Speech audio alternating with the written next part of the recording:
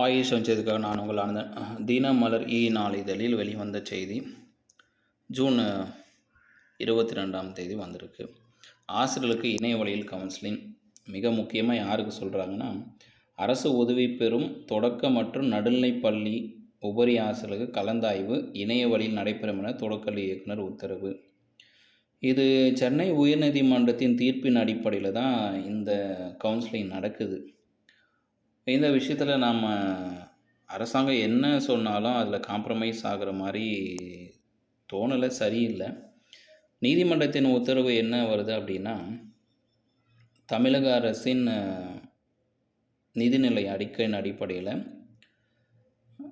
அரசு உதவி பெறும் பள்ளிகளில் பணிபுரியும் ஆசிரியர்கள் உபரி ஆசிரியர் இருக்காங்க, குறைவான மாணவர்களுக்கு பாடம் நடத்திட்டு இருக்காங்க, நிறைய பணம் சம்பளம் வீணாக போகுது. ஒரு 4-5 குழந்தைகளுக்காக ஒரே ஆசிரியர் இருக்காங்க. அந்த ஆசிரியருக்கு மாதம் 50,000, 60,000, 70,000, 1,20,000 கிட்ட சீனியர்ஸ் டீச்சர்ஸுக்கு எல்லாருக்குமே பணம் போயிட்டுருக்கு. ஆனால் எங்கள் அரசு பள்ளியில் மாணவர்கள் அதிகமாக இருக்காங்க, ஆனால் அங்கே ஆசிரியர்கள் இல்லை.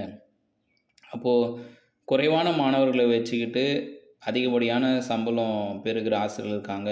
சில பள்ளிகளில் குறைவான மாணவர்கள் எண்ணிக்கை, வகுப்புகள் பார்த்தோன்னா 2 வகுப்புகள் தான் இருக்கும். ஒரு ஆசிரியருக்கு 4 வகுப்பு கொடுக்கணும், 28 பீரியடு மினிமம் இருக்கணும்.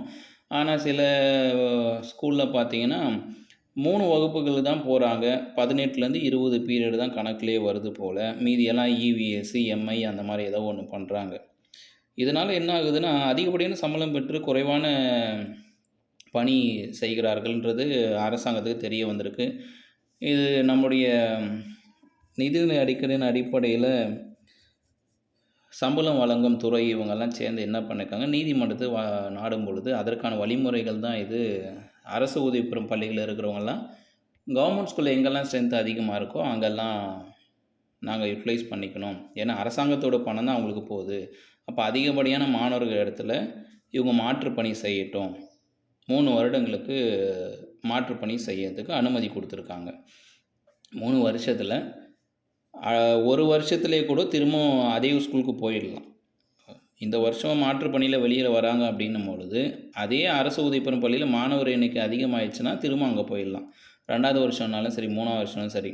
அப்படி 3 வருஷத்தில் அவங்க வந்த ஸ்கூலில் ஸ்ட்ரென்த்து ஏறலை அப்படின்னா, இந்த மாற்றுப்பணியில் அரசு பள்ளியிலேயே தொடரணுன்றாங்க.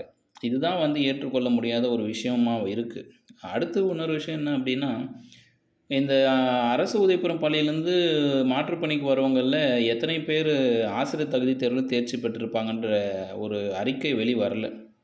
ஆசிரியர் தகுதி தேர்வு தேர்ச்சி பெற்றவர்கள் எத்தனை பேர், தாள் 1, தாள் 2 இது 2லேயும் தனித்தனியாக பாஸ் ஆனவங்க எத்தனை பேருன்ற அறிக்கை வெளியில் வரல.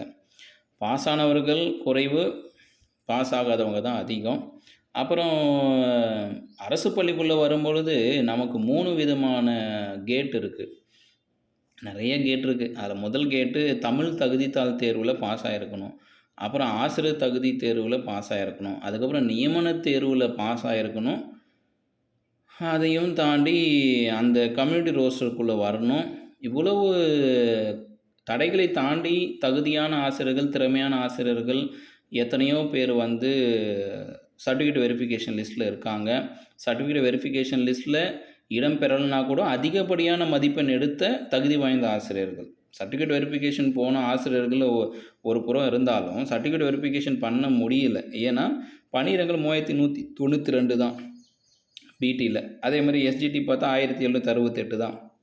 அப்படி இருந்தாலும் தமிழ் தகுதி தேர்வு, நியமன தேர்வு, ஆசிரியர் தகுதி தேர்வு இதெல்லாம் தேர்ச்சி அடைந்து ஆசிரியர் தகுதி தேர்வு 1 தடவை 2 தடவை இல்லை 3 தடவை 4 தடவைலாம் பாஸ் ஆகிருக்காங்க. 13, 15, 17, 19 தொடர்ந்து தேர்ச்சி அடைந்திருக்காங்க. ஒரு தடவை கூட தேர்ச்சி அடையாத ஆசிரியர்கள் எவ்வாறு அரசு பள்ளியில் திறம்பட பாடம் நடத்த போகிறாங்க? இது ஒரு மிகப்பெரிய கேள்வி.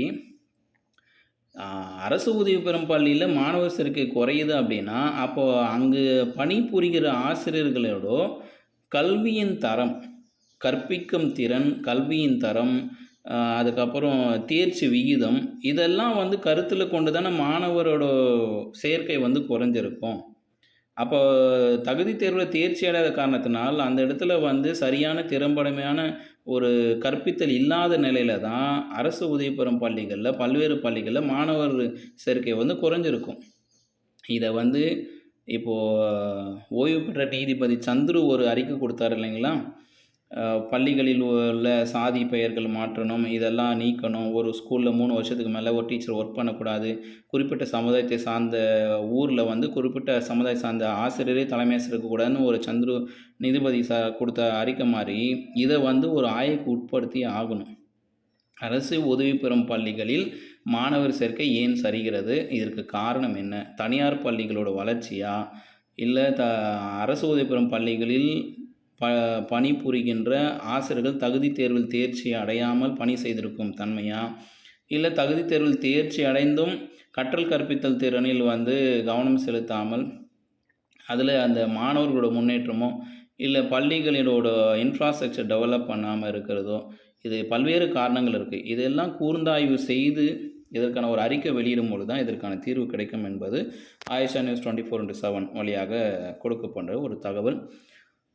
இது அச்சம் தவிர மீண்டும் இது போன்ற தகவலுடன் சந்திக்கிறேன். உங்களுக்கு ஏதாவது கருத்துன்னா கமெண்ட் பாக்ஸ்ல போடுங்க. மீண்டும் அடுத்த செய்திகளோடு சந்திக்கிறேன்.